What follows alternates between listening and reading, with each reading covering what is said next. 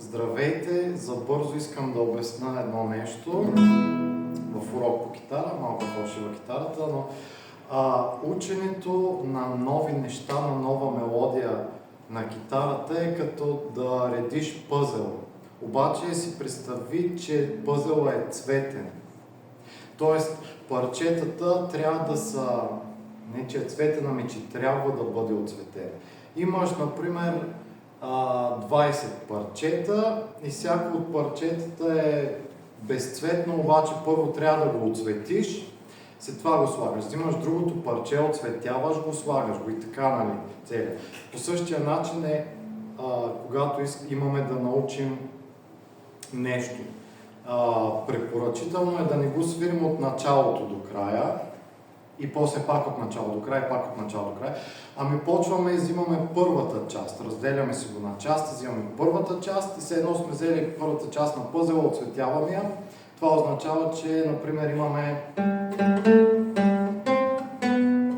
Happy Birthday и свирваме го до тук. И, например, имаме трудност при преминаването от втора струна, от трета струна на втора струна. И изработваме това нещо.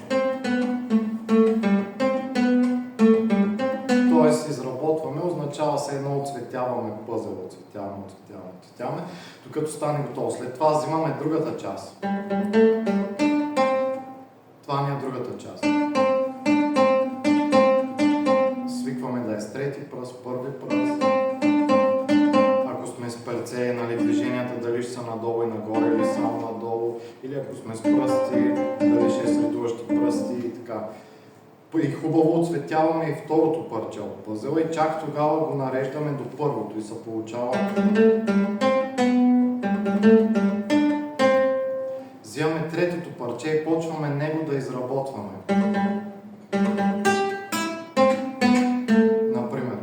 И това го повтаряме 1000 пъти, 10 000 пъти в рамките на много време, не на един ден. Като е сигурно, вече добавяме и това парче от пъзела към другите парчета и се получава.